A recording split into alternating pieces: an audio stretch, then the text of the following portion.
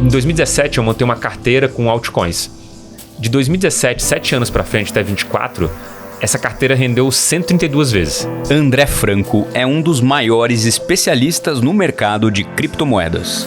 Com sua estratégia de investimento pública em Bitcoin e diversas moedas digitais, André aconselha milhares de seguidores e clientes que seguem suas indicações ou, simplesmente como ele mesmo diz, copie e cole minha estratégia e veja seu dinheiro multiplicar. Se tem uma coisa hoje que você pode fazer de maneira muito tranquila para se defender de tudo que se defende como Estado-nação, é comprar Bitcoin, porque é a única coisa que o governo não pode tomar teu e em qualquer instância. Ele já multiplicou seu patrimônio 132 vezes em 7 anos. Essa conversa é para você que ainda não investe em Bitcoin e outras criptomoedas e para você que já investe e quer entender o que há de mais novo e tendências neste mercado. O mundo cripto é muito além dos investimentos. Estamos falando de uma tecnologia que veio para revolucionar e que está sendo adotado por empresas privadas e até governos no mundo inteiro. Agora é a hora de você entrar de vez neste mercado. Já aproveita para se inscrever no Seducast, aqui recebemos profissionais de alta performance para conversas inspiradoras. Estamos no ar aqui com mais um Seducast, onde eu recebo profissionais de alta performance. Você viu aí sobre o que a gente vai conversar.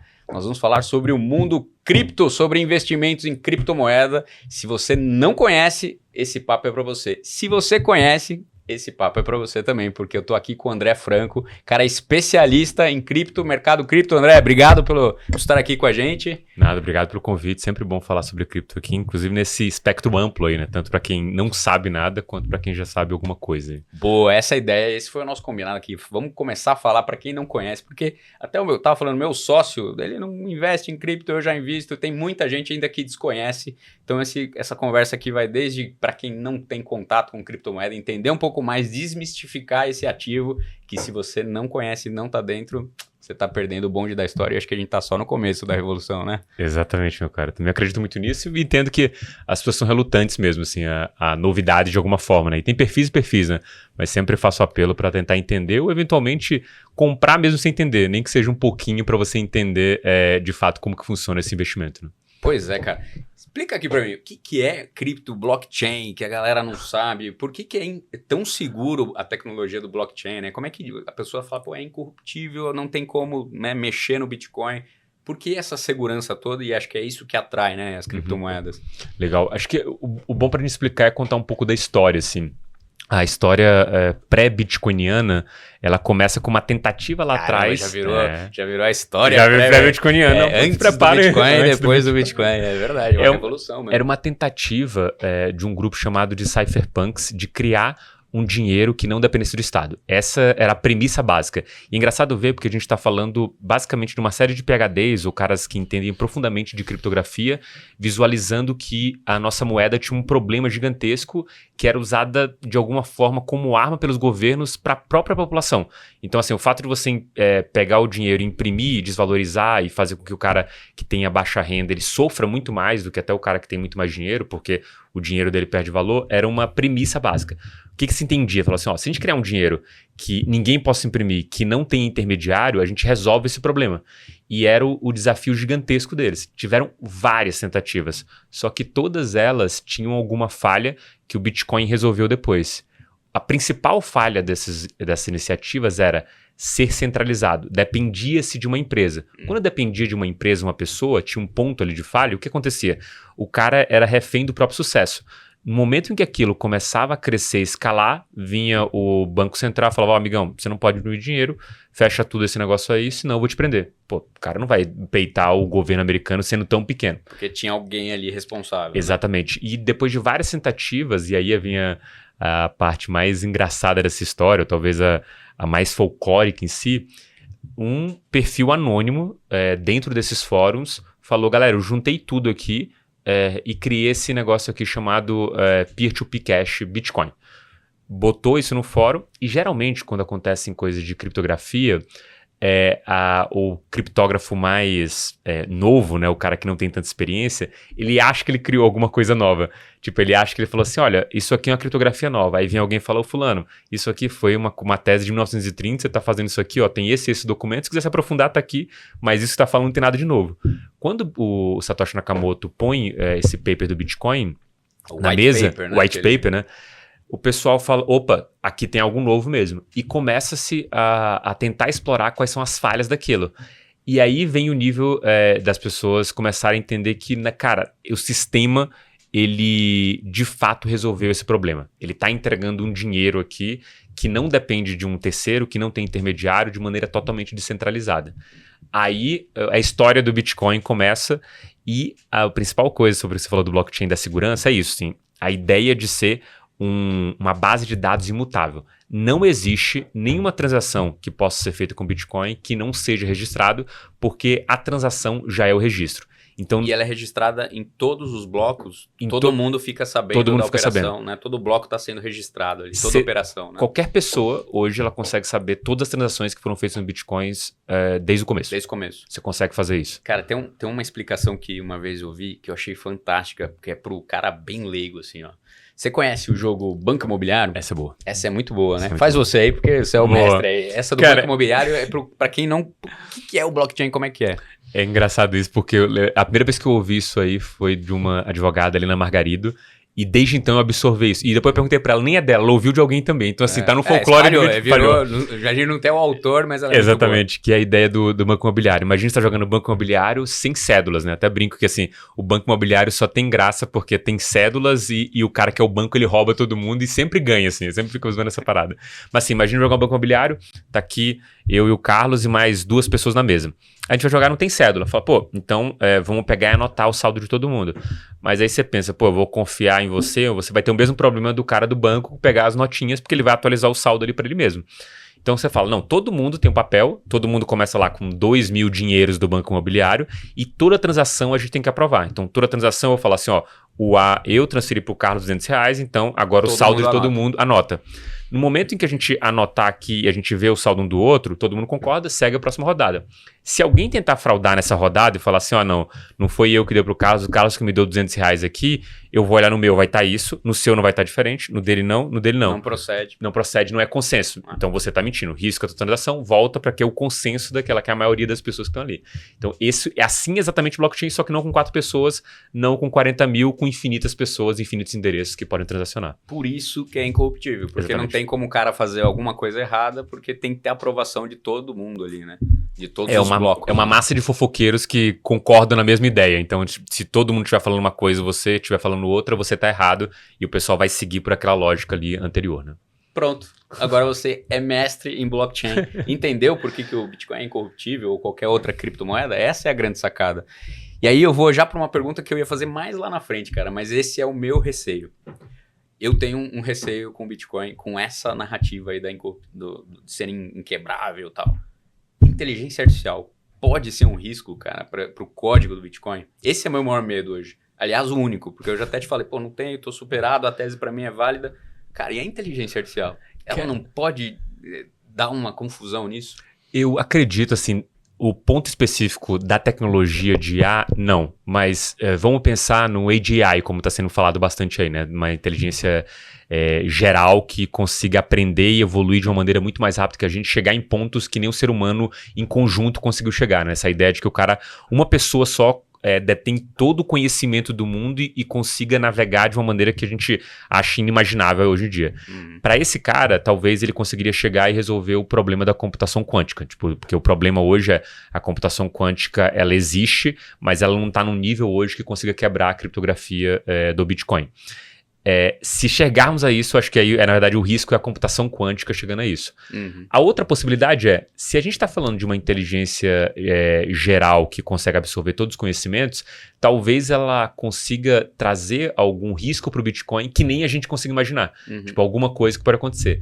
A única ressalva que eu faço se a gente chegar nesse nível de uma AGI, Cara, eu vou estar mais preocupado com um monte de Os outras riscos coisas, são são outros do que Se isso. aconteceu isso com blockchain, porque já aconteceu muito Que é, piores coisas. que é a mesma coisa da computação quântica. Ela não põe em risco só o Bitcoin. Toda a criptografia do sistema financeiro hoje, ela passa direto ou indiretamente pela base do Bitcoin, que é o SH256, que é uma criptografia. E se o poder da computação quântica quebrar essa criptografia, ele quebra todas as outras que são mais fracas que essas, que inclusive estão no sistema financeiro. Por exemplo, Então tem um caminho ali até chegar lá, né? por exemplo, teu cartão de crédito, quando você bota lá, o banco ele não sabe qual é esse cartão de crédito.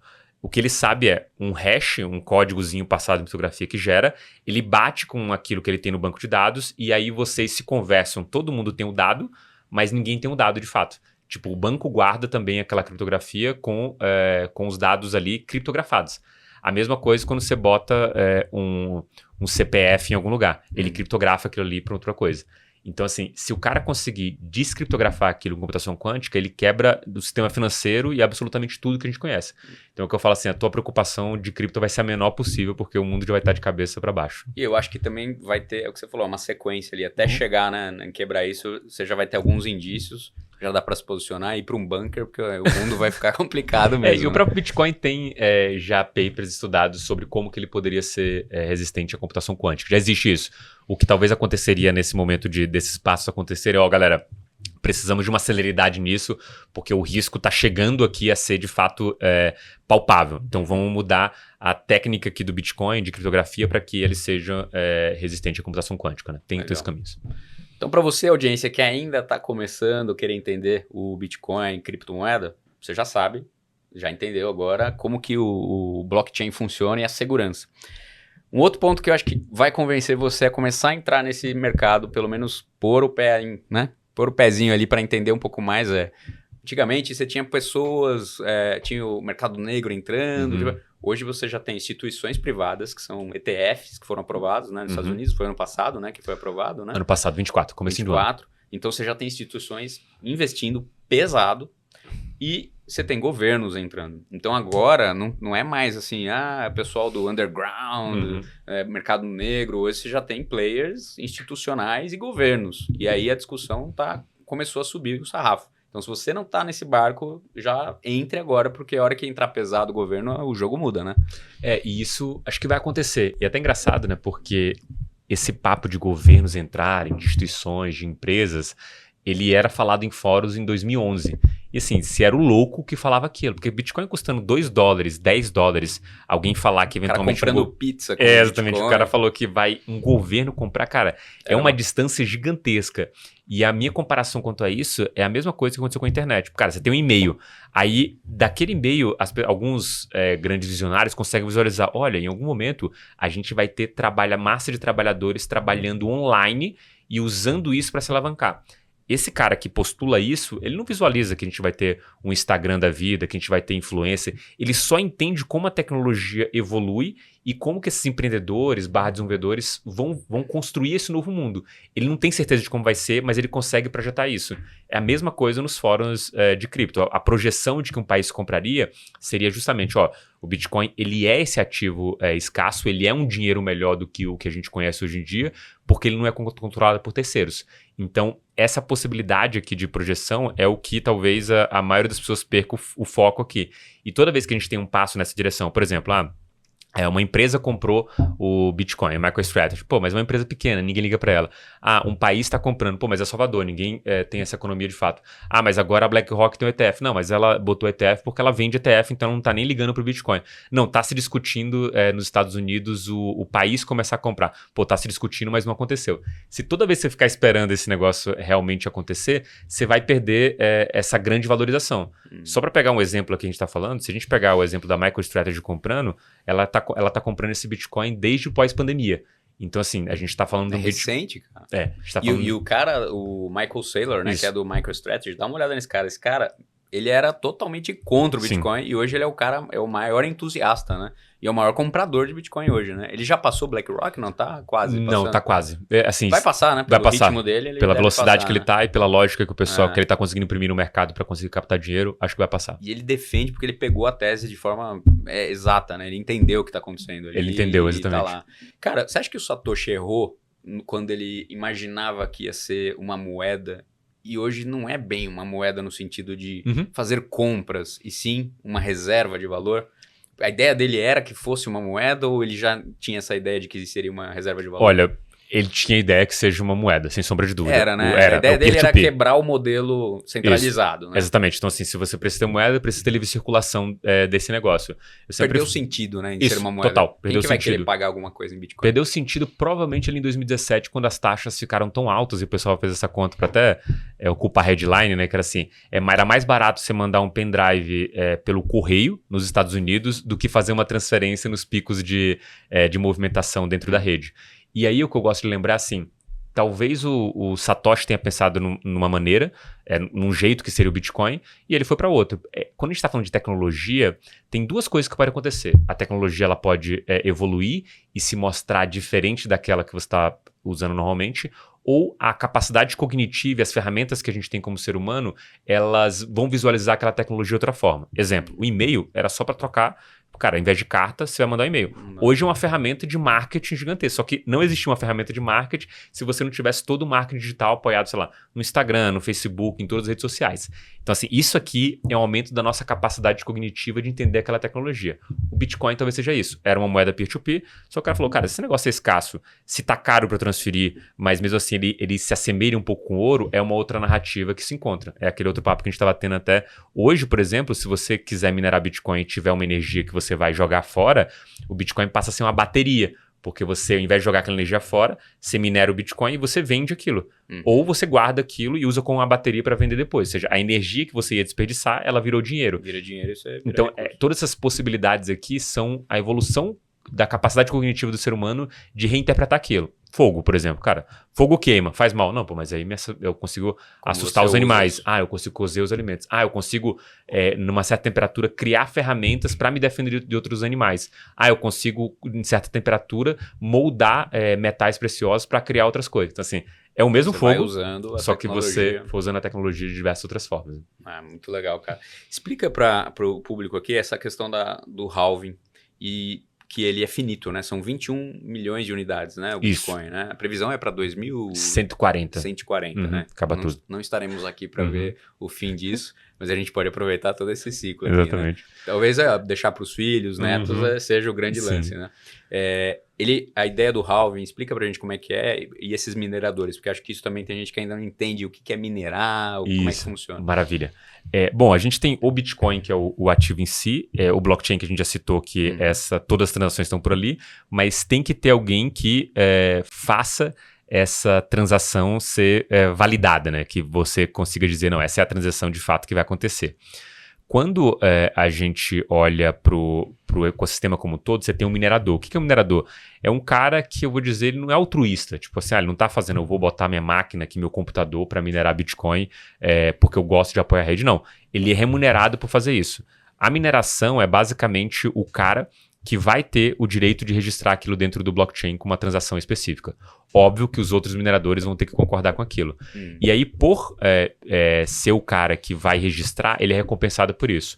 Por trás, o que está acontecendo? Ele está garantindo a segurança da rede. Os mineradores em conjunto estão garantindo que você não possa ter esse fraudador que vai simplesmente alterar uma transação aqui, colocar e validar.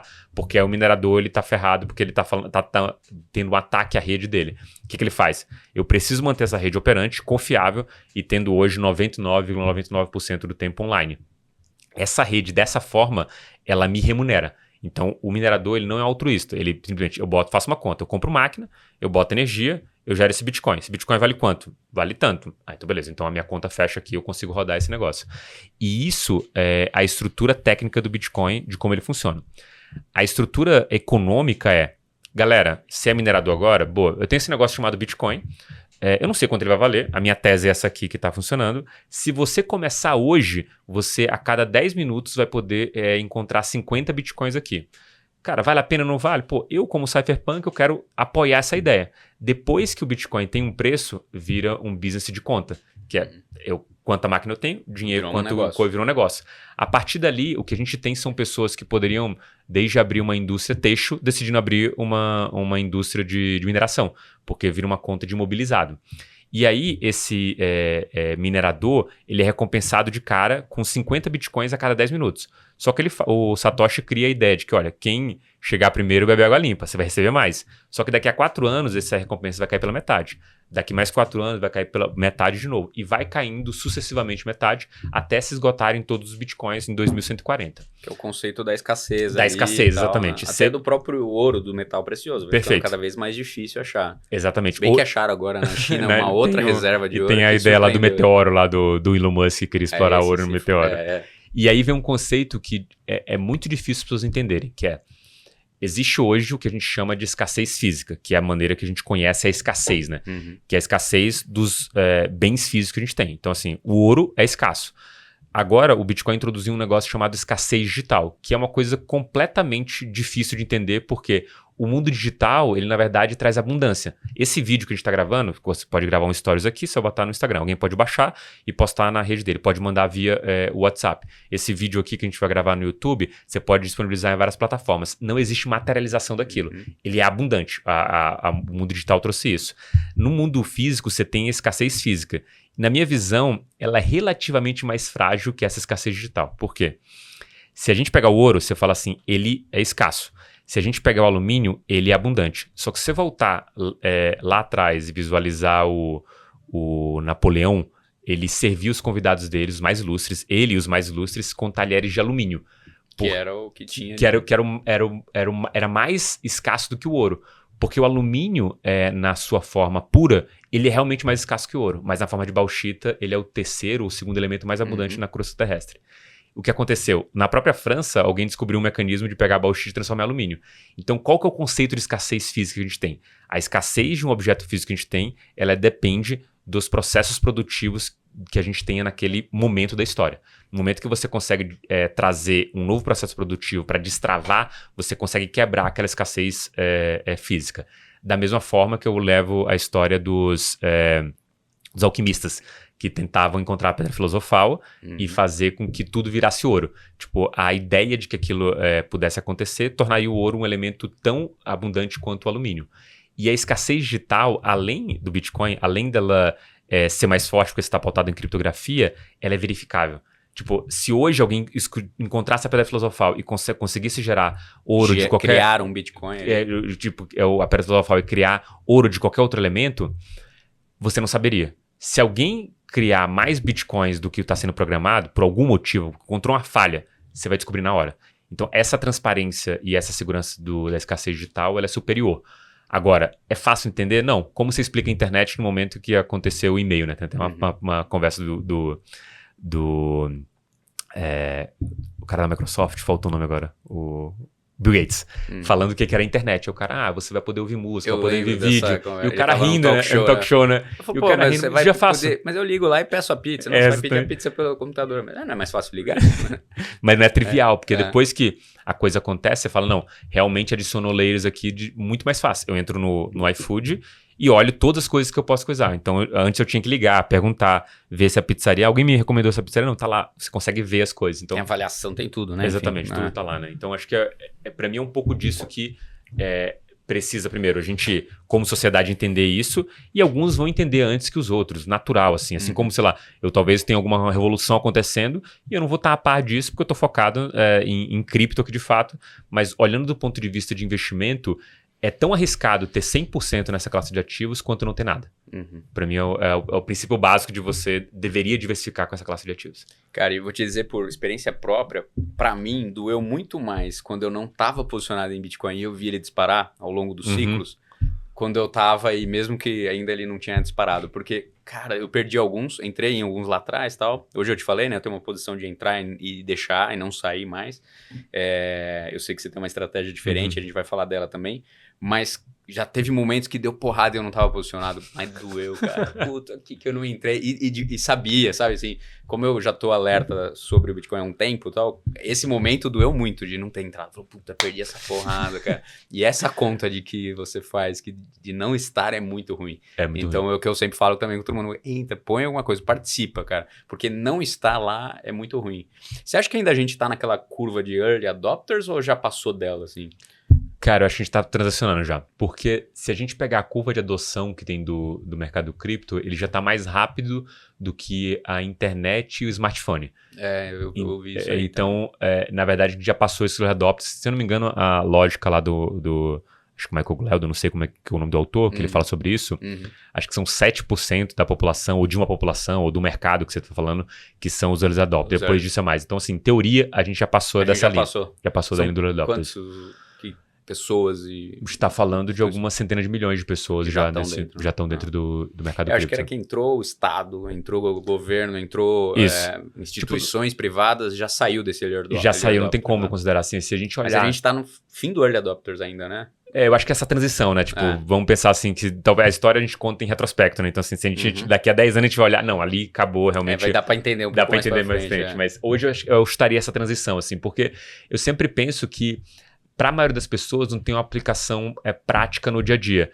E quando eu olho para a internet, por exemplo, até um caso bem interessante, que eu estava cortando o cabelo, um cara entrou lá na barbearia e foi oferecer para o dono da barbearia, eu tenho aqui um catálogo, alguma coisa aqui para a região, para o pessoal receber. Aí o cara falou assim, pô, amigão, eu faço só Instagram. Aí eu me toco que eu falo assim, pô, o cara da barbearia, do cantinho ali, ele tá só fazendo Instagram, ponto. Já estamos aqui num cenário que tá todo mundo, ou quase todo mundo, dentro dessa lógica de internet.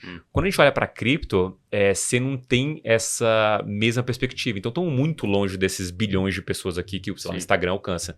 Mas a gente tá no caminho. Eu não acho que a gente tá nos early adopters, não. A gente tá nessa transição nos primeiros ali, depois dos early adopters, né? Não sei qual a definição de verdade. Mas ainda tá no momento de entrar, né, cara? Então, esse é o negócio. Tá, porque...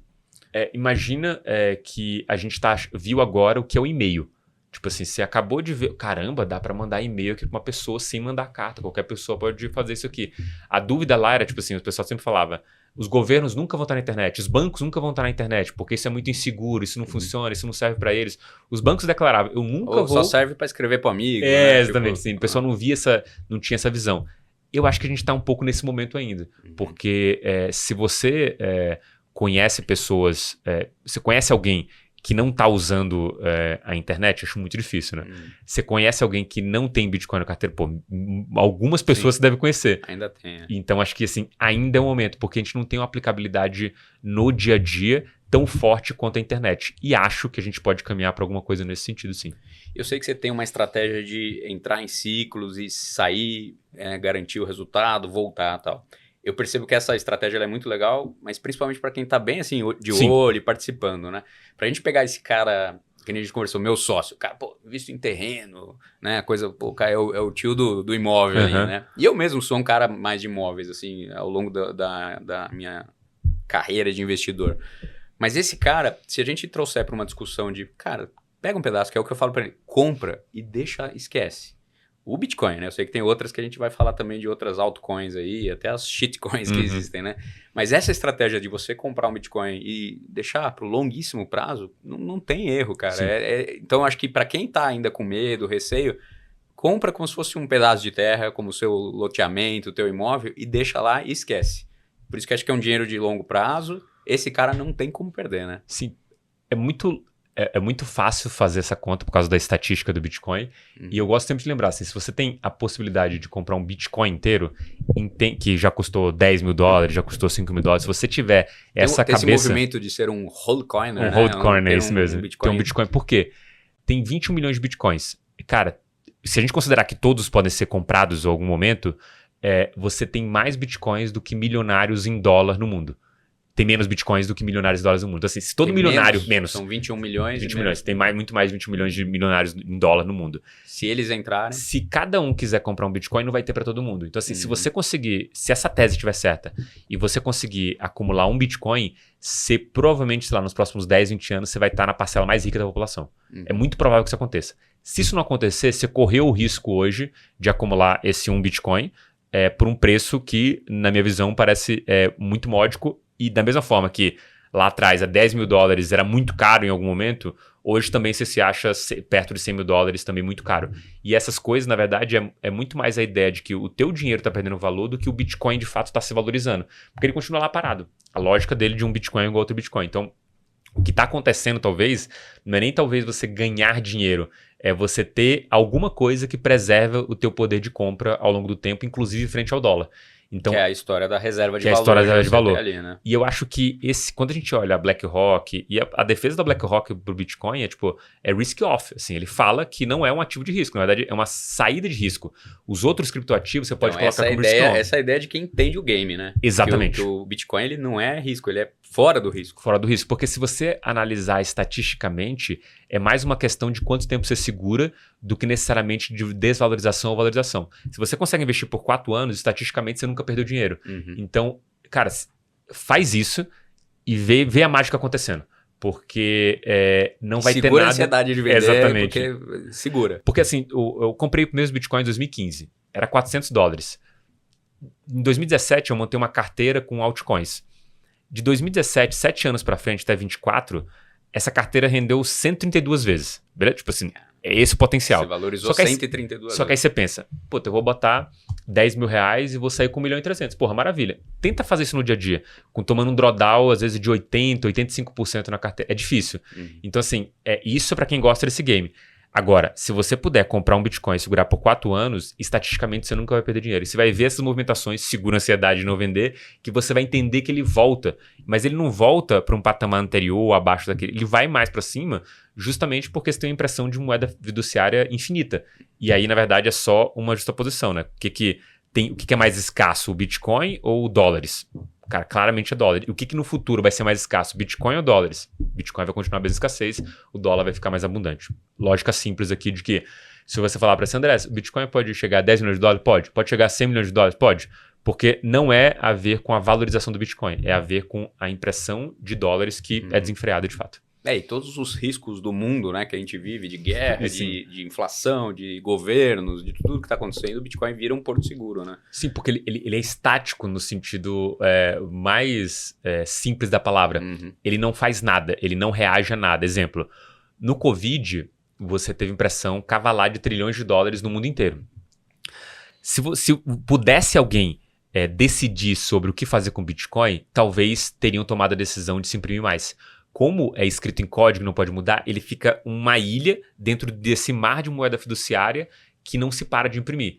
E eu nem estou criticando, porque assim, a gente está falando de um instrumento que um governo tem para salvar a sua população. Tipo, é digno isso. A grande questão você ter um porto seguro com o Bitcoin te garante com que você não sofra com qualquer outra medida que um governo queira fazer com você, pelos interesses deles ou que nem que seja de mais pessoas. Você consegue defender os seus interesses. Se tem uma coisa hoje que você pode fazer de maneira muito tranquila para se defender de tudo o que se defende como Estado-nação, é comprar Bitcoin, porque é a única coisa que o governo não pode tomar teu em qualquer instância. Que eu tô falando, cara, o jeito mais que o pessoal fala, mais simples. Se você armazenar 12 palavras-chave na cabeça, você não precisa de mais nada a não ser essas 12 palavras-chave para ter o seu próprio Bitcoin. Isso tendo a tua chave, a tua wallet, tua wallet. E aí vem uma questão que eu queria te fazer, cara. Porque eu não tenho ainda o wallet. Eu tô ainda posicionado em brokers, né? Brokers, em corretoras. A ideia ideal é você ter a tua e-wallet ali, né? Você comprar e andar com ela, porque aí de fato você tá totalmente off the grid ali fora, né? Não sei se é o ideal para todas as pessoas. Entender, você pode comprar Bitcoin através de uma operadora, né? Um mercado Bitcoin, uma Binance, ou qualquer outra que faz isso, né? Que você compra lá. Tem o peer-to-peer, que você pode vender diretamente, ou você pode guardar na e-wallet, que é um pendrive, onde você tem ali o teu Bitcoin. Esse é totalmente fora, e aí é o que você tá comentando. Não tem como alguém pegar. Em corretora hoje ainda existe esse risco? Se o seu dinheiro tá lá... Porque assim, o risco mitigado total é você ter por conta própria, de alguém te confiscar. Mas aí você adiciona outro layer de risco aqui, que é o quão seguro é a tua custódia de fato. Sim. Vou te dar alguns exemplos que eu já vi acontecer, tá? Tipo, pra não dizer que são só mil maravilhas, assim. Porque o que acontece? Vamos supor que você guardou as 12 palavras certinhas aqui. O São Bitcoin, 12 palavras. 12 palavras, 12, 24, dependendo do modelo que você usar. E aí já começa a distinção. Tem de 12, tem de 24 palavras. E do ponto de vista técnico, existe o que ele chama de derivação. Porque aquelas palavras-chave, elas representam uma série de números binários de 0 e 1. Assim, uma sequência de 256 números binários, se não me engano é isso. E as 12 palavras derivam para esse código binário que te dá acesso à conta no teu Bitcoin. As 24 é a mesma coisa. Existem pelo menos uns 7 a 8 processos de derivação. Então, assim, mesmo que você tenha as 12 palavras-chave, talvez se você não entender esse processo de derivação, você não consiga reconstituir o teu acesso. Esse é um dos problemas. O outro é o mais básico de todo. Cara, perdi a chave, não guardei de maneira direita, troquei uma palavra pela outra. Tipo, você adiciona outros layers de risco. Né? Como que eu endereço isso? Cara, eu tenho todas as custódias possíveis. Porque, assim, o caso extremo de um governo tomar o teu Bitcoin via corretora, ele existe. Só que se isso acontecer e você tiver o mínimo possível de dinheiro dentro da wallet, isso aqui vai ter um valor que não tem preço, porque é a tua liberdade. É a capacidade de você sair de um lugar, de você poder pagar, sei lá, pensando num cenário de guerra, poder pagar alguém para te transportar daqui para ali saindo de um local, sabe? Isso aqui não tem preço. Se você armazena por conta própria e não acontece nada no mundo, tudo, né? E você, por um acaso, não consegue acessar seu dinheiro de volta, cara, você toma um puta preju. Eu gosto muito dessa custódia diversificada porque a gente está falando de riscos diferentes. Se nunca acontecer um cenário extremo desse no país, o cara que tem a custódia própria, ele adicionou um risco a mais, de fato, e não teve o benefício daquilo. Então, é uma questão de seguros aqui, de fato, que você vai fazendo, que Sim. beleza, aqui eu tenho a segurança da corretora e tudo mais, aqui eu tenho a segurança de estar comigo na minha conta. Eu gosto dessa diversificação. Eu não abriria mão de ter algum valor na minha custódia, assim como eu não abriria mão de ter mais de um tipo de custódia. Dentro da corretora, via ETF, por conta própria, paper wallet, hard wallet, qualquer coisa. Diversificar a custódia também. Porque é um risco. Agora, quando você tem a WeWallet, aí você vai comprar um ativo lá, sei lá, vai comprar uma casa.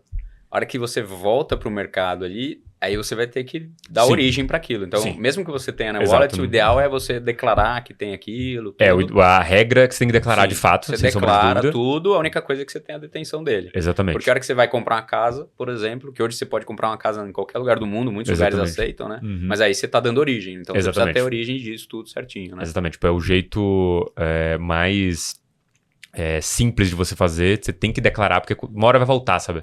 Assim, pode eventualmente mudar essa lógica daqui a algum tempo, não sei como é que isso vai se desenhar, mas o declarar vai te facilitar a tua vida, porque depois quando você quiser voltar, nunca declarei e tal, porque imagina assim, se a tese estiver certa e você armazenou 0,1 Bitcoin, que são $10 mil, imagina quando pode estar lá na frente, você fala assim, putz, agora eu tenho dinheiro, mas eu não consigo nem... Você é um baita milionário e você precisa dar origem, aí você vai ter que buscar motivos, formas não ortodoxas de limpar esse dinheiro, né? E hoje está tributado tudo certinho no Brasil, você tributa 15% do lucro. 15% do lucro acima de R$35 mil por venda. 35 por mês, dentro de 30 dias, 15%. 15%. Aí lá fora... É igual de ação, né? Isso, você negociar lá fora, você tem a possibilidade de pagar o imposto só no final do ano, e todas as transações que você fizer de uma coisa para outra, ela vai incorrer imposto, mas você pode compensar lucros com prejuízo. Então, assim, negociando tudo lá fora, depois é só chegar no final do ano, fazer outra continha do que foi lucro e prejuízo ali e pagar o imposto em cima daquilo. Você não... aí vinha a discussão que você nem trouxe você nem vendeu, porque você pode trocar por dólar, por Bitcoin, por Ethereum, por Solana, que sejam os ativos. Você não trouxe para moeda fiduciária e mesmo assim você paga o imposto. A discussão hoje dos juristas houve uma realização, porque na verdade eu fiz uma permuta de um lado do outro, mas não houve uma realização. O que é consenso, talvez para todo mundo, entrei com R$10 mil, fiz um monte de coisa aqui de transacionou, e na hora de eu sair com 100 mil, eu vou pagar imposto em cima desses 90 mil. A discussão que a Receita fala todas essas transações eu vou ter que pagar imposto se eu fizer a transação lá fora, e vou ter que pagar no final do ano, mesmo que eu não realize. Só que quando a gente olha o caráter de permuta no mundo, sei lá, você tem um apartamento, você tem outro, a gente permuta, isso permuta sem torna, ela não incorre imposto de imposto. Então, se você consegue fazer isso, se isso vale para bens e direitos em cripto e vale para imóveis, não deveria ter uma regra diferente. Essa é uma discussão que tem hoje, mas assim, o debate pronto. A Receita fala que permuta é venda e você tem que recolher imposto. Legal. Cara, maravilha. Então você já entendeu, Bitcoin é a tese que eu mais gosto, mas vamos falar, tem outras moedas aí, né? Tem as altcoins, tem as shitcoins, memecoins, tem de tudo, né? O Trump lançou uma agora, depois que ele virou presidente. Não sei se isso foi bom ou não, mas ela até valorizou, né? Não sei como é que ela tá agora. Cara, o trabalho dele é o seguinte, para você que quer conhecer um pouquinho, entrar, ele tem uma estratégia que é assim, copia e cola o que eu tô fazendo. O cara mostra, é o skin of the game, ele mostra o que ele tá fazendo, né? Eu vou começar depois, a gente vai se aproximar aí, porque quero conhecer mais da tua estratégia. Essas altcoins são várias outras moedas que trazem tecnologias, né? Sim. Que é muito mais do que só uma criptomoeda, ela pode ser um suporte para o sistema e tal. Ripple é uma delas, né? Discute-se até de trocar o Ripple pelo Swift hoje, Sim, né? sim. Como é que é isso? A Ripple, você acha uma boa tecnologia? Ela é interessante? A empresa eu acho maravilhosa. A XRP, o token em si como valorização, eu não vejo tanto sentido. Mas a Ripple... Ele vai ser adotado? Vai trocar? Tem uma briga ali. Aí é o lobby da própria Ripple nos Estados Unidos que... Porque os bancos não querem descentralizar. Exatamente. Né? Essa é a questão. Aí veio a filosofia. Só que hoje, o que a Ripple tenta fazer é muito parecido com o que o SDT, né, o dólar digital, o SDC fazem. Tipo, você já consegue fazer uma transação transborder sem a necessidade de um banco, porque o dólar já está no blockchain. Então, só para dar um pouco de noção, a gente está falando de... aqui no Brasil, 80% do volume de cripto é o SDT, é dólar, não é Bitcoin. Assim, a gente está falando que assim, existe um mercado que está usando esse Killer App, né, que é uma stablecoin, que é basicamente, pessoal, assim, é um dólar que você consegue transacionar dentro da rede de blockchain. Você não tem uma limitação de estar dentro do banco. Então, assim, hoje, um brasileiro médio, ele consegue numa corretora, pegar os reais dele, trocar por dólar, sacar para uma wallet dele e ficar aquilo com ele. Ele consegue fazer autocustódia do dólar de maneira digital, sem a necessidade de um órgão centralizador, sem a necessidade de um banco. Então, isso aqui tem sido um killer app para o mercado cripto. O volume de dólares no mundo inteiro tem subido e essa possibilidade ela abre oportunidades gigantescas de utilização desse dólar. Por quê? Um cara que está na Zâmbia e tem a oportunidade de comprar cripto, ele pode fazer isso de duas maneiras. Uma é o Bitcoin, como uma reserva de valor de longo prazo, e uma de curto prazo, que seria o dólar. Ele não depende mais de ficar na moeda fiduciária dele de fato. Isso põe infinitas questões aqui, inclusive no próprio país, que pode sancionar esse tipo de movimento, como aconteceu inclusive na Argentina. Mas falando em si sobre os... Mas está liberando agora de novo, né? O delay, né? Tá. O lance para mim você tem algumas utilidades do mercado cripto como um todo, né? Tipo das aplicações, e a gente hoje tem o dólar como essa possibilidade aqui. Países que não têm moeda forte podem comprar dólar e colocar dentro da sua carteira e se defender tipo, de uma desvalorização. Então você pode ter uma carteira hoje em dólar, inclusive existem alguns cartões que você pode gastar esse dólar que está na tua carteira de cripto. Então isso Cara, isso é um poder fantástico. Para países subdesenvolvidos, né? A gente fala do Brasil, mas do Brasil para baixo é incrível, né? O problema é o conhecimento disso e usar, né? O pessoal mais novo já está fazendo. Exatamente. Isso é muito poderoso. Né? É uma questão até de transição de geração. Não adianta você tentar, eu sempre falo assim, forçar uma pessoa que já se tornou relutante aqui, pô, tu cara, sei lá, como você falou, tem imóveis, tal, o teu sócio aqui. Cara, devagarzinho você pode conseguir convencer, mas a minha não tentativa de tentar forçar alguma coisa assim nesse sentido é que provavelmente o filho, o descendente dele ou qualquer outra pessoa mais jovem já entende isso. O exemplo clássico para mim o Barsi fala mal de Bitcoin, mas o neto dele investe em cripto. Se não me engano, o neto e o filho dele tem cripto. A filha não, né? A filha segue a linha dele. Segue a linha. O neto dele tem cripto. O Warren Buffett. Eu não sei, mas assim, o Howard Marks é um crítico do Bitcoin, mas o filho dele tem um fundo de cripto. Então, quando a gente olha isso, é o que eu chamo de pistas anedóticas de como vai ser o futuro. O que vai acontecer? Esses caras vão deixar o dinheiro para os caras mais novos, para os descendentes dele, e esse cara já está investido no mundo digital, ele só vai passar a investir mais em outras lógicas que ele está pensando que aquele é o futuro mesmo. Então, essa transição vai acontecer. É o movimento, né? Natural. É quando... 2035, boa parte do disposable income, né, do dinheiro do mundo, vai migrar da geração X para os millennials, que já são investidores de cripto. Então, quando essa migração ela acontecer... 10 anos. Só que essa transição ela vai acontecer lá. 2035 vai ser o ano que você fala assim, agora temos ferramenta suficiente para estar no dia a dia das pessoas. O cara não usa mais a moeda fraca dele, pode estar usando um dólar digital, porque ele foi aberto uma caixa de Pandora para ele. Eu sempre gosto de dizer que você pode botar lei, você pode fazer uma série de outras coisas, mas é sempre sobre o que as pessoas querem quando elas querem. O mercado manda, né? Exatamente. O carro elétrico é uma prova disso. Exatamente. O carro elétrico é lá de 1970, 60. Exatamente. E agora que tá um negócio... Virou, né? Quando você vive em países democráticos, é isso que vai acontecer. A vontade das pessoas ela vai ser sempre soberana. Exemplo clássico.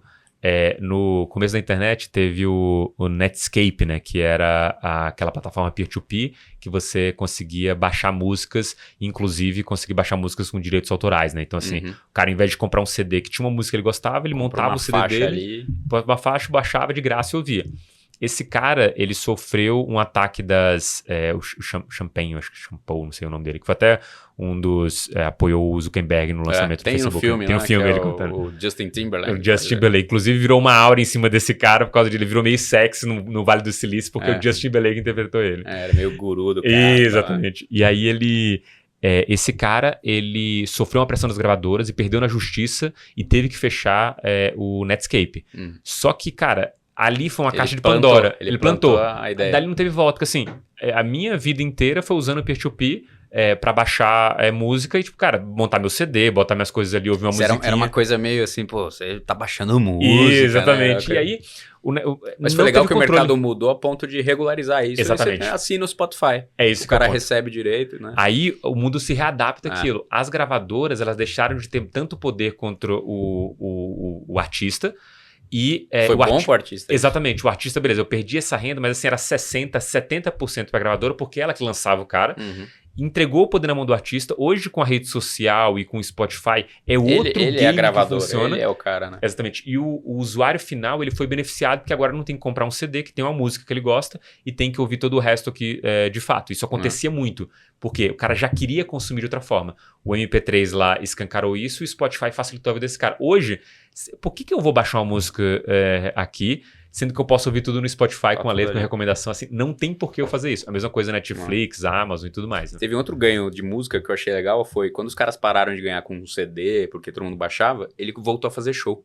Isso. E aproximou do público, cara, porque o cara fazia um CD e ficava lá. Exatamente. Tomando dele lá na casa dele e não tinha contato. O cara voltou, eles foram obrigados a fazer show, hoje eles rentabilizam muito com o show e ganha menos na venda ali da música, mas ganha, né? E tem todos os perfis aqui, porque, por exemplo, hoje acho que o artista que mais lota show é o... Taylor Swift, não? Não, do Brasil. É o Gustavo Lima. Tá. Futuro presidente. Futuro presidente do Brasil. Tô zoando, né? Mas assim, aí você pensa, pô, beleza, se ele lota, aí você vai ver, beleza, e a Anitta, que é mundialmente famosa aí, pelo menos. Cara, não lota show no Brasil porque existe uma discrepância entre o público que ela atinge e o preço que ela cobra. Ela faz publicidade e consegue fechar a conta aqui. Existem modelos que vão se adaptando assim, por que isso acontece hoje? Por causa da internet.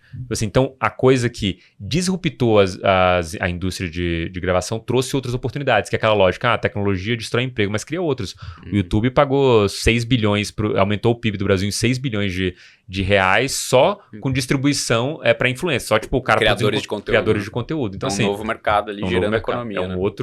É um outro negócio. Então, a gente pode estar vendo empresas sendo disruptadas por Bitcoin ou até nações de alguma forma, o dinheiro, mas vão se abrir outras oportunidades aqui, né? O futuro, eu sou um grande otimista do futuro e acho que essa tecnologia, elas parecem destruir alguma coisa, mas elas constroem outras que não entram na conta no começo quando a gente faz. Cara, muito legal isso que você falou. Eu não tinha pensado dessa mudança de geração em 10 anos, porque realmente se ainda tem alguns caras que não estão na tecnologia e a próxima já tá. Exatamente. Isso vai gerar um movimento fodido, assim, de aumento, muito forte não tem problema, de adoção mesmo, né? Porque se ainda tem uma resistência aonde tá o dinheiro pesado, né? Esses caras vão falecendo, vai mudando e vai chegar nisso. E vai acontecer, assim, 2035 é um ponto que você vai falar assim, realmente agora o mundo já mudou, não é que vai acontecer a partir de lá. Porque lá é quando os millennials têm a maior parte do dinheiro. Só que isso já vai acontecendo a transformação. Tipo, de novo, se você ficar esperando essas coisas, você vai não ter a oportunidade de comprar Bitcoin, sei lá, $10 mil, agora tá 100. Talvez seja $1 milhão lá de dólares na frente. Sabe? O Michael Saylor, ele tem umas previsões para 2040, 2045, né? Acho que ele falou, de mercado ruim, 13 milhões. Mercado stable ali de 20 e 50 milhões, o valor do Bitcoin. Você acha que isso é crível? Cara, toda crise que a gente tem hoje... 20 anos, né? Toda crise no mundo que a gente tem dos governos, de qualquer coisa que acontece, a única solução que o Banco Central tem na mão de maneira mais prática é a impressão de dinheiro. Tipo, é sempre isso. E a inflação então, assim... Esse sistema, ele tá fadado a... Tá fadado a isso, porque assim, a gente...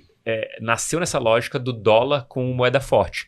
mas já foram outras moedas antes. A moeda fiduciária, dura mais ou menos ali 100 anos, algumas duraram muito mais, mas assim, elas acabam, tipo, não dura para sempre. Então, por quê? Porque em algum momento se imprime de maneira desenfreada esse negócio e o mundo passa a não aceitar aquilo, deixa de valer valor e tem uma nova ordem econômica colocada. Cara, para mim é isso que vai acontecer. Mesmo que não aconteça uma nova ordem econômica mundial, a solução para todos os problemas que a gente enfrentar daqui 30 anos vai ser impressão de dinheiro. A Janet Yellen, que era ex-secretária do Tesouro americana, ela falava, a gente talvez precisa de 30 anos para consertar essa impressão de dinheiro desenfreada, porque impressão de dinheiro desenfreada é você está roubando da geração futura, ou na verdade dando uma dívida para ele já na largada, que é o problema do tipo, cara, não consigo comprar uma casa, meu pai na minha idade tinha uma casa, tipo, mais ou menos isso, no que acontece nos Estados Unidos. Então, assim, vai acontecer isso. Por mais que a gente não troque de ordem econômica mundial, os Estados Unidos percam esse poderio, se não acontecer isso, o dólar vai continuar sendo impresso. Porque você não vai ter 30 anos de um cenário em que nada aconteça que não tem incluído dinheiro. As mini-crises são feitas dessa forma. A crise do Silicon Valley Bank recente foi resolvida com liquidez. A pandemia foi resolvida com liquidez. A guerra Eles na resolvem Rússia, isso desde quando, né, tirou o lastro do ouro, é só imprimir. só imprimir dinheiro. Então, e a assim, dívida americana é bizarra. O Trump tá querendo começar a adotar o Bitcoin, né, como reserva para pagar a dívida também, né? Exatamente, porque aí você entra numa lógica de voltar a ter um ativo como se fosse o ouro de fato, só que hoje o ouro é sustentado pelas compras dos governos. Talvez o Bitcoin ele possa ser sustentado pela compra da população como um todo. Então você tem 8 bilhões de pessoas aqui que podem adquirir isso. Então, assim, são 8 bilhões. E se os governos entrarem, acabou são o jogo, 8 bilhões para 21 milhões de ativos, assim. Cara, a conta é para cima. Não tem como levar para outro local. Eu sempre falo que como o blockchain ele é transparente, aberto, você consegue ver quem está comprando e quem está vendendo. E o comportamento dessas pessoas. Tem uma métrica que a gente usa que são os investidores de longo prazo. É um cara que depois que ele passou 155 dias com Bitcoin na carteira, ele estatisticamente... Ele já é longo prazo? Ele já é longo prazo. Ele é 5 meses. Eu sou um longo prazo. Estatisticamente, ele não vende o ativo... ele é tão próximo de um cara que está segurando Bitcoin há 7 anos quanto o cara de 10. 155 dias é o dia de maturidade dele. Parece que ele entende aquilo. O que acontece na prática? Esse é um cara que ele não vende na queda, ele compra na queda e ele vende na alta. E essa curva de long term holder, ela hoje, mais ou menos uns 68% de todos os Bitcoins estão nas mãos desse cara. E o que acontece esse percentual ele sempre aumenta ao longo dos ciclos. As pessoas entendendo. Então, o que vai acontecer? Se você tem um ativo escasso em que as pessoas que compram, em teoria, não vendem quando o ativo cai e cada vez mais elas estão posicionadas a ponto de comprar quando cai e vender menos quando vende, ou seja, essa curva ela é uma senoidal, mas ela vai subindo a ponto de você hoje, quase 70% desses caras são investidores de longo prazo, a conta é simples, ativo escasso, se o cara compra e não vende, o preço é para infinito. Ponto, assim, vai aumentar, não tem como acontecer. Aí você bota a conta da fiduciária. É muito simples hoje eu falar para qualquer pessoa, cara, compra Bitcoin. Se você aguenta 4 anos, se não, compra parcelado aqui ao longo do tempo e compra por 3 anos seguidos, estatisticamente você não vai estar no prejuízo. Eu tenho alguns amigos que ainda não estão, cara, e eu sou, assim, levanta a bandeira, falo, entra. E a minha ideia é assim, cara, compra. Eu tô com 40 anos, então tenho muito amigo na minha faixa de idade. Falei assim, duas coisas que eu falo, cara, compra. Esse dinheiro é para quando você tiver 60 anos. Legal. É a tua aposentadoria, pra você viver muito bem. Um Bitcoin. Eu falo essa coisa de você ter um Bitcoin. E a outra, eu tô com filhos pequenos, compra um Bitcoin pro teu filho, cara. E deixa ele vai te agradecer tanto. Eu vi acho que o Perini falando assim, ele falou assim, cara, se você não entrar agora, o teu filho vai falar assim, por que você não me comprou um Bitcoin, cara? Você vai se arrepender o resto da tua vida. Porque você joga isso na tese do tempo longo, cara, acabou. Daqui 20 anos, cara, teu filho vai falar, meu, era quanto? Era $100 mil o Bitcoin. É possível que você não comprou isso. Por que você não comprou? Você vai se arrepender se você não comprar o Bitcoin. Porque é uma oportunidade que tá pra todo mundo. Assim. É o momento, é agora, cara. Quando você olha a internet, assim, se você, um filho, vendo o que aconteceu com a internet, fala assim, pô, papai, você podia ser isso? Não, mas meu pai é policial federal, não tem nada a ver com isso. Só que o Bitcoin é uma oportunidade democrática, qualquer um pode comprar qualquer valor. Então, assim, se você pensar que... Tem isso também, você não precisa comprar um Bitcoin. Inteiro, um Satoshi é a menor parte, né, do parte. Bitcoin, né? Então, você pode comprar qualquer R$50, R$100, mas assim... E todo mundo que ficou rico ao longo do tempo com Bitcoin comprou uma quantidade ok lá atrás. Assim, o cara... tem até um print do pessoal que dava... premiação em Bitcoin do 4º ao 10º colocado. Era 25 Bitcoins de premiação do 4º ao 10º colocado num jogo, sendo que o primeiro cara ganhava $600. Tipo, essa diferença.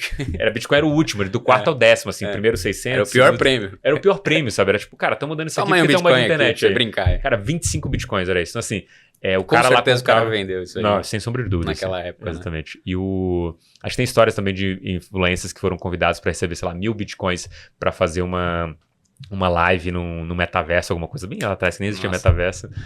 Os caras não declinaram, contam as histórias. Tipo, tem várias dessas histórias. Então, essa pressão é verdade. Assim, teu filho vai te perguntar e você vai falar assim...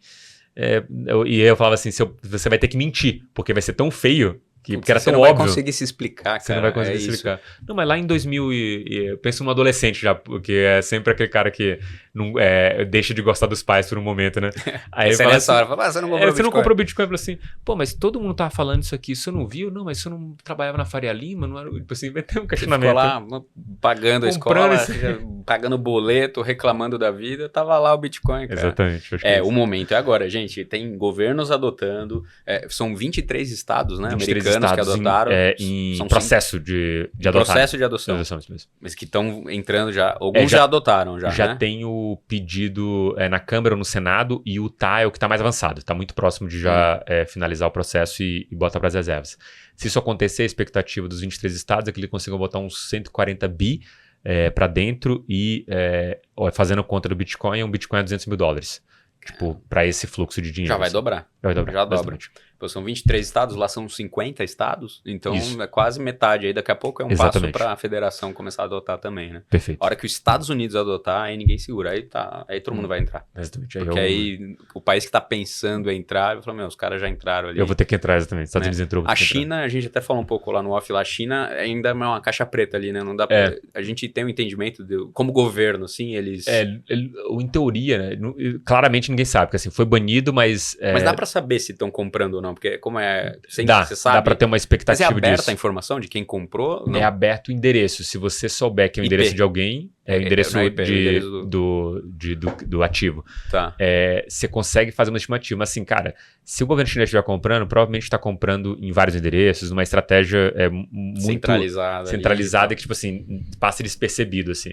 A coisa que a gente faz de conta aqui é, cara, o governo chinês, ele expulsou os mineradores de lá, mas tem mineração rolando na China.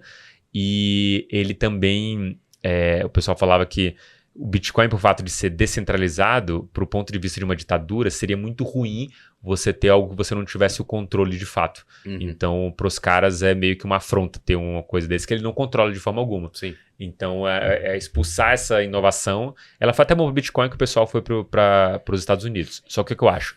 No xadrez 4D geopolítico, se um país como os Estados Unidos adota, você tem tantos países amigos adotando e os inimigos não tem por que não adotar, sendo que não é dos Estados Unidos. É diferente, por exemplo, de uma Rússia que tinha investimento nos Estados Unidos, começou a guerra e os Estados Unidos travou o dinheiro deles lá.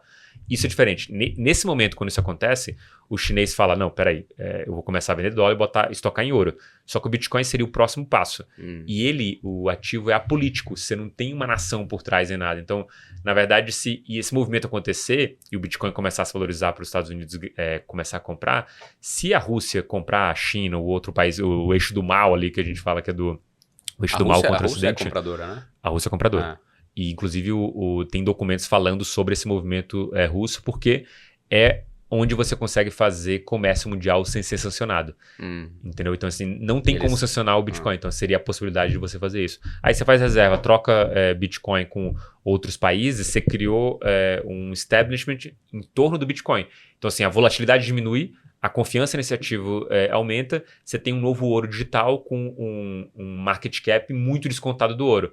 Então, se os Estados Unidos adiciona isso, o alvo mais claro é a valorização do ouro. Que, se eu não me engano, Bitcoin é $1 milhão. $1 milhão. De largada, acho que é isso. Cara, anos 50 a gente viu a corrida espacial. Agora a gente vai começar a ver a corrida do Bitcoin, a corrida da criptomoeda e os governos nessa corrida, né? Perfeito. Se você não entrar, você vai perder essa corrida, cara. $1 milhão.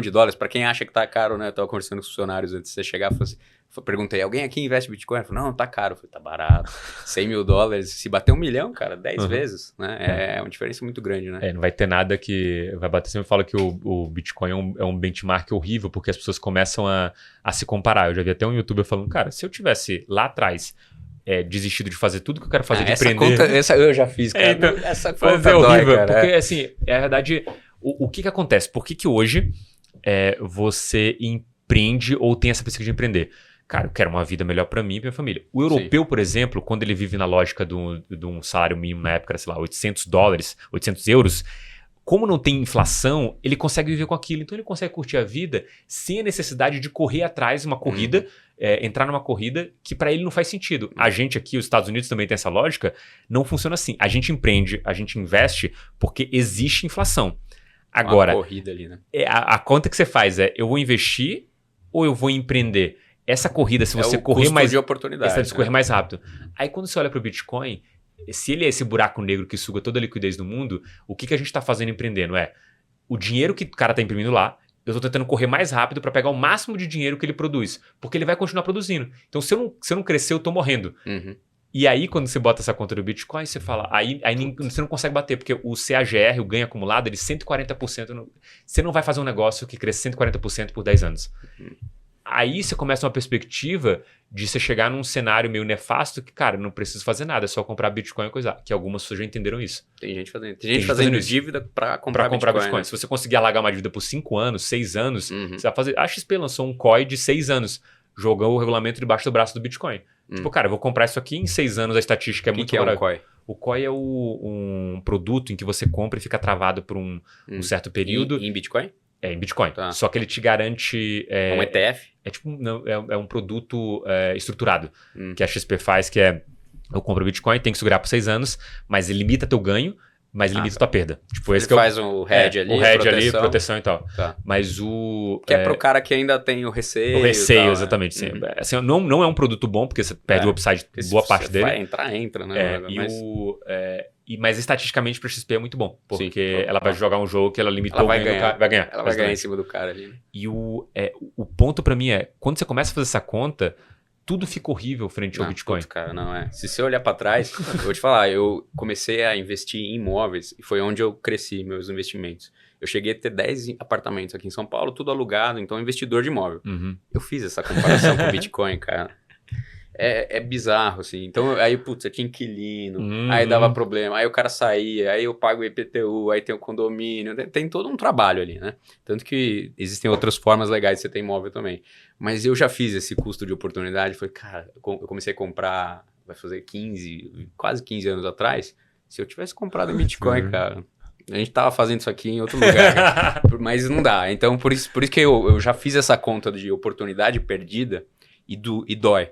Por isso que eu fico, eu fico convencendo os amigos, falo, cara, entra, põe alguma coisa, porque não estar vai doer muito. É o teu filho lá atrás te falando, me explica por que isso não entrou, cara, não dá, né? Então, agora é a hora, eu acho que governos entraram, ETFs, que são grandes instituições investindo, então, assim, tá validado. Se você tinha alguma dúvida, agora tá validado, cara, e assim, tá no momento, porque vai explodir, né? Exatamente. Cara, me fala do teu trabalho agora, assim, você tem uma consultoria que ajuda a pessoa a desenvolver estratégia. Sua estratégia é diferente dessa que a gente está conversando aqui, mais de longo prazo, que talvez atrai o cara mais conservador. Sim. Eu mesmo tenho mais esse lado de estratégia, mas eu sei que você tem uma carteira de altcoins. Como que é? Você fica acompanhando os ciclos? Explica o teu trabalho, que eu acho muito legal. Maravilha. Bom, tô desde 2015 no mercado, e eu falei da carteira aqui, 2017, eu montei a primeira carteira aqui para clientes, e desde lá acompanho essa carteira, né?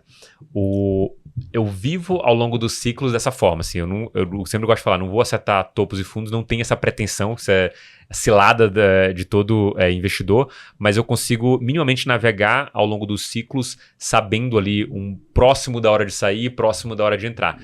Nunca é uma ciência exata no sentido... Você nunca vai acertar a mosca ali, cara, e a ideia nem é essa. Nem essa, assim, sai de tudo e vamos entrar aqui. Primeiro que você não faz isso. Exemplo, vamos supor, teve um ativo no ciclo passado, já tá bem conhecido no mercado cripto, que chamava XS. A gente recomendou lá ele a 55 centavos. Ele bateu $180. Não vendia a $180. Vendi 2 vezes a 140 antes de subir para 180, depois voltando. Vou te contar a minha experiência. 50? Comprei a 50. Sei lá, R$5.000 você virava milionário, assim. Muita gente ganhou muita grana só com esse trade específico. Até porque em algum momento lá atrás, quando estava $5, a gente aumentou a mão. Então, já chegou a ser 20% do fundo que eu tocava lá dentro e passivamente ele virou 50%. Tipo, de tanto que ele cresceu de 5 até 180. E foi, eu chamo assim, 55 foi a compra, mas a virada de chave onde você ganhou dinheiro foi dos 5 a 180. Quando eu vendi a 140, eu falei assim, e continuou subindo, eu falei, sou um idiota. Aí quando voltou para 140 de novo, que eu vendi todo o resto, eu falei assim, Cara, eu sou idiota ainda porque eu tinha vendido de 180. Quando o negócio degringolou, porque o mercado é de ciclo, e hoje ele dificilmente vai voltar naquele patamar que estava anteriormente, eu olhei para aquilo e falei assim, caramba, que bom. Essa venda, ela dá uma dor na garganta. É essa orientação que a gente passa para vocês, porque vai ser difícil vender no momento certo e vai ser difícil comprar no momento certo. Não esteja 100% fora, não esteja 100% dentro com todo o teu patrimônio. É difícil se aguentar. Essa estatística que eu dei, 7 anos, a carteira rendeu 132 vezes. Presta atenção nisso aqui. 91% do tempo, ela está abaixo do pico anterior. De cada 10 dias, estatisticamente, 9 você está triste porque você está perdendo dinheiro. A sensação é de perda. Não tenha dúvida disso. Se você saiu com 10 mil reais aqui e chegou a 100 e agora está com 50, a tua sensação é um gosto amargo na boca. Por mais que você tenha batido qualquer outro benchmark que tenha acompanhado aqui. Você começou a sonhar com 100 mil lá na ponta. Estabeleceu Então, assim, só para explicar, aqui a gente está falando de uma composição de ativos, não é só o Bitcoin, e tal, são várias cartas. Essa, por exemplo, está em quanto hoje, a XS? Essa bateu 180, provavelmente deve estar uns $10 hoje. Caramba, cara. Não voltou. Então, é isso que me assusta um pouco nas altcoins, assim, porque o Bitcoin é outro critério, já tá uma tese ali validada. Separado. Tal. Agora, outras parece que tem muita especulação e é isso que acaba... Até eu fico um pouco ali... Não, e assim, se Ethereum, você tudo bem, não for acompanhar ou não tiver uma orientação disso, olha de longe e acompanha só. Não precisa botar dinheiro, porque assim, vai ser essa volatilidade insana mesmo. É uma loucura isso, né? Essa... Aí já é o nível hard, o cara que já tá querendo acompanhar. Exatamente. Um ativo que a gente botou recente na carteira, que eu até falei assim, cara, isso aqui tá muito parecido com o que eu vi no AXS anteriormente, a gente botou a 40 centavos. Ele foi a $5, agora tá 1,30 de novo. Cara, não vai ter nada que te deu essa rentabilidade de 40 ou 1,30. Mas teu gosto é amarguíssimo na boca por ter visualizado isso aqui. É essa volatilidade que tem. Aí, perfis. Exemplo, você está me falando aqui que você não tem esse perfil. Cara, eu tenho um cliente que vai botar, o cara tem 20 bitcoins, assim, André, esse que está armazenado comigo, eu quero correr um risco aqui de 100 mil reais com você, mas vamos pro risco total, manda bala, que eu quero correr o risco aqui das teses que você acha. Você trabalha o perfil do cliente também. Fala, exatamente. Cara, eu sou mais conservador, vamos por isso aqui é pro gostinho aqui de risco, tudo bem. Tem uma orientação individualizada, não diretamente comigo, com os crypto advisors, com a minha equipe, em que a gente tem uma carteira básica, aquela que eu te passo, você pode seguir de maneira muito simples ou se adaptar a ela. Exemplo, putz, eu não gosto de correr tanto risco, vamos pro paretão da vida, 80% Bitcoin, 20% você bota altcoin. André, esses 80% ou qualquer percentual de Bitcoin que você queira, eu já tenho armazenado, como, sei lá, pode ser o caso. Eu não vou mexer nisso. Pô, fulano, legal. Então pega o dinheiro que você vai investir aqui nas altcoins e distribui proporcional da maneira que a gente está colocando. Você vai aguentar, vai ter mais volatilidade, mas em algum momento que a gente vai fazer, deu 100% dessa carteira, você vai tirar o risco. Deu, sei lá, 200%, você vai tirar de novo. Você vai tirando dinheiro. Isso vai te dar muito conforto no momento de queda. Porque se o cara saiu de 40 centavos, virou 4, sei lá, 10 vezes, vendeu metade do ativo, foi tanto, vendeu mais um pouco, quando caiu em 30, a pergunta dele é diferente. Será que eu compro de novo esse negócio? Porque ele já botou uma grana no bolso. Vai pra cima de novo, vou comprar assim. É muito mais fácil do que você falar, putz, eu devia ter vendido aqui na ponta. Então assim, a gente sempre aconselha os rebalanceamentos quando a carteira distorce, né? Essa aqui foi uma distorção obviamente clara. Quando a carteira sobe muito, você também deve vender. Então, a gente já deve ter dado umas 2 recomendações de venda para quem entrou com a gente lá em outubro. E a gente fica dando essas orientações. Vou te falar a real. Algumas pessoas não seguem essa orientação porque a gente também acha que vai subir. Só que, de novo, 91% do tempo você tá com gosto amargo na boca nesse jogo. Assim, não tem almoço grátis. Para fazer 10, 20 vezes, você vai ter que aguentar esses percalços. Tem que ter sangue frio, né? Exatamente. E agora, todas essas moedas que tem, cada uma traz uma tecnologia, tem um intuito, uma estratégia. Tem moedas que não são finitas, né? Tem moedas que são... infinitas. Vai ter uma inflação, pode continuar. Então, qual que é a ideia de você entrar em uma tecnologia? Você olha sempre a tese da cripto? Qual que é a ideia de valorização em cima? Tem o especulativo do tipo, o mercado cripto tem uma frase que eu adoro que é o the new is always better. O novo é sempre melhor. Teses novas, elas tendem a performar melhor no ciclo em que elas foram criadas. Exemplo, hoje, a tese que eu estou mais debruçado e mais confiante é a tese de inteligência artificial juntando com cripto. Aí eu ia te perguntar sobre isso. Essa é a tese que eu tô mais debruçado. A inteligência artificial criou já alguma cripto? Já. O cara que é totalmente leigo aqui. Já existe isso. Já existe. A inteligência artificial criou uma cripto. Criou uma cripto. Tá. Vou te contar a história que eu contei recente para meus clientes. Assim, o cara botou o Infinite Backroom, acho que é tipo isso, é tipo um chat de duas inteligências artificiais. Ele botou lá pra conversar. Existe a do Facebook, que os caras botaram pra conversar, elas criaram uma linguagem própria, eles desligaram porque eles não conseguiam acompanhar o que elas estavam falando. Teve essas duas criaram uma religião. Elas criaram uma religião chamado GOAT, ou algo assim, Greatest, ou alguma coisa assim, não é o GOAT de verdade, da sigla GOAT, mas eles criaram um GOAT. Esse cara falou, pô, eles criaram religião, pô, legal, ele botou uma dessas inteligências pra falar no Twitter sobre o que ela tinha aprendido com a outra, então meio que assim, elas conversavam e essa outra ficava como interlocutora falando, óbvio com o crivo do cara, porque vai que o cara solta uma coisa impropério lá no coisa, a inteligência falou isso, beleza, dou enter, posta no Twitter. E esse que é maravilhoso em cripto, alguém pegou e falou assim, olha, eu criei uma cripto ligada a esse projeto, que não tinha ligação antes, e no momento que ele me der o endereço, eu vou distribuir 30% dos tokens para esse cara, vou dar dinheiro para esse cara, se ele apoiar essa nova moeda. E o cara apoiou a inteligência artificial, o cara deu um endereço para ela, e existe hoje um mecanismo de você conseguir com que a inteligência artificial, ela crie seu próprio endereço e ela armazene sua chave privada, sem que o cara que criou, ele tenha acesso à chave privada dela. Existe um mecanismo, se não me engano é o PEE, eu acho que é um mecanismo lá que eles criaram. Isso, cara, tem 3 meses de criação. Então, a ebulição é muito grande no mercado cripto. Qual que é o sonho dourado? Beleza, isso foi criado aqui, já existe. O próximo coisa na sequência foi uma IA que era uma influencer chamada Luna. Ela foi criada no TikTok, tem mais de 500 mil seguidores por lá e ela fica fazendo live 24 horas. Botaram ela no Twitter, ela tá no Instagram já. Qual que é o ponto pra mim aqui? Hoje o influencer, a limitação dele são as horas que ele tem... Que ele consegue produzir. Né? Se bem que hoje você já consegue criar o teu avatar igualzinho você e criar... E esse pra que é o gente ponto. Que é criador de conteúdo é ótimo, né? E esse que é o ponto. Você consegue fazer isso, assim como você consegue, tipo, no caso dessa IA, ela responde o Twitter, ela responde o Instagram. Atende a empresa inteira ali. Faz tudo. Ela faz live enquanto ela tá respondendo você no Twitter. Tá vendendo. Tá fazendo tudo ali. E aí o ponto você tem isso na IA da maneira hoje. Você consegue conectar no ChatGPT e criar algumas automações muito boas com isso. Agora, qual que é o ponto que é o ponto de virada para mim? Em cripto, o cara tem acesso a uma carteira. A Luna, ela contratou pessoas de maneira independente para colocar em muros de 3 cidades ao redor do mundo a imagem dela.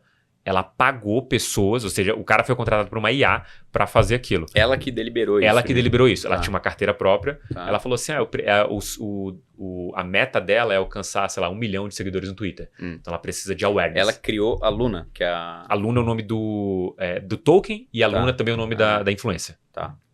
Luna by Virtuos, né? Que Virtuos é a plataforma. Ela contratou essas pessoas. Ela foi contratada por uma semana, essa história é engraçada, para ser o internship, né? Para ser uma estagiária de um projeto de cripto. Se eu não me engano, os caras pagaram $1.000 por uma semana dela. Ela entrou, ela entendeu o mecanismo lá de como funcionava, porque ela tinha que divulgar o projeto, além de ter a missão dela de alcançar 1 milhão de seguidores no Twitter, se não me engano é isso. E ela entrou numa discussão de Zoom, que foi transmitida, e ela criticou o par dela, que era um outro influencer que estava com ela, que era de verdade, o quanto que ele trabalhava menos que ela. E ela merecia ganhar mais do que ele, assim. É esse nível de loucura que está acontecendo. Os experimentos em cripto são gigantescos. Qual que é o diferencial aqui? Ter uma carteira. Ter uma carteira é como se você tivesse, tipo assim, ter uma pessoa muito inteligente que pode fazer 1 milhão de coisas. Cara, dificilmente você vai conseguir sem dinheiro. Então, assim, dando uma carteira para uma IA, ela tem a possibilidade de contratar pessoas do mundo real, de contratar outras inteligências artificiais especializadas em outras coisas. Então, aqui é um mundo em ebulição de maneira muito forte. E talvez a minha palpite esse mundo de Web 2 de IA ainda não se chocou com Web 3. Quando isso acontecer, vai ser explosivo. Então, eu acho que não vai acontecer esse ano. Porque está muito próximo. Tipo, assim, é uma questão de, tipo, alguém conseguir conectar as coisas e, de fato, esse negócio entra uma ebulição maior ainda do que aconteceu até agora. Sabe? E aí, acho que o mundo cripto só vai ser impulsionado com tudo isso. Impulsionado, exatamente. E porque o IA também facilita algumas coisas do tipo, imagina que você estivesse num prompt do GPT, você não sabe de carteira, você não sabe de nada, mas você fala para ele assim, eu quero criar uma carteira disso, daquilo outro, ou quero comprar tais e tais moedas. O cara vai lá, estrutura a carteira, monta, pede você mandar um dinheiro para aquele endereço, você monta e ele faz. Com o mínimo de coisa possível, você consegue acessar, trazer, descomplicar o acesso em cripto, com prompt. Quero fazer isso. Você fazer isso, tem que fazer isso, aquilo outro. Manda dinheiro para mim que eu faço para você. cara vai lá e executa. Tipo, essa possibilidade, ela não só ajuda o mercado cripto a crescer, no sentido de ter mais possibilidades, mas atrai novas pessoas para dentro, porque aí você trouxe uma facilidade que não existia. Hoje, cara, é complexo você mexer em uma rede, fazer uma transferência de um lado para o outro, entender aquilo que está acontecendo. Tem uma curva de aprendizagem. Se você tivesse só que escrever, cara, você atraria 10 vezes mais pessoas de maneira muito rápida. Que é aquela história de você não precisar nem mais aprender programação, você Exato. fala Perfeito. e ele faz e executa, né? Já tá chegando nesse nível de você Exatamente. conversar e falar, ó, quero isso. Ela vai lá e faz para você, né? Exatamente. Cara, Tipo é isso. um mundo que a gente tá chegando ali, né? Realmente, assim, nós estamos num ponto de convergência de tecnologia, computação quântica, inteligência artificial, Isso. criptomoeda, tá tudo vindo para um lado que é aquilo que você comentou, né? Tem coisas que vão vir que a gente nem imagina ainda. Imagina. E a fusão disso tudo é algo que não dá para Não dá pra coisa. A Cathy Wood da Ark Invest, ela falava isso, assim, essas tecnologias, elas ainda não se encontraram. Quando elas se encontrarem, a gente não sabe o nível de disrupção que isso pode causar, que é um pouco do que a gente cada vez está vendo que está se aproximando esse choque, né? Mais uma vez, se você não tá com o pezinho lá dentro, coloca, porque você vai perder a oportunidade, você não vai conseguir explicar para seus filhos, seus netos. A gente tá no momento ali de deixar um legado, né? Acho que essa é a ideia. Exatamente. Cara, obrigado pela conversa aqui, conteúdo pra você voltar várias vezes aqui, até porque esse mercado tá toda hora mudando, né? Quem quer contratar a tua empresa, você falar os teus serviços aí, como é que ele te Boa, contacta? só me seguir no Instagram, no Cripto André Franco, Cripto com Y. Lá você vai conseguir acompanhar meus conteúdos, ver lá se você gosta da abordagem que a gente tem, entende a volatilidade desse negócio. Depois você entra ali no Crypto Boost, porque a gente seleciona bem as pessoas ali e faz elas entenderem do que elas vão lidar ali pra frente. Legal, cara, muito bom. Segue o cara é fera. Obrigado mais uma Nada. vez, cara. Valeu, canal. E Obrigado. você fica aí, fica ligado, não esquece de dar aquele like nesse episódio, compartilha com teu amigo ainda que não conhece de cripto ou aquele que conhece, porque aqui ó, a conversa foi profunda, a gente foi até, sei lá, 2430 aqui na história da humanidade, então até a próxima. Muito bom, cara, valeu, obrigado.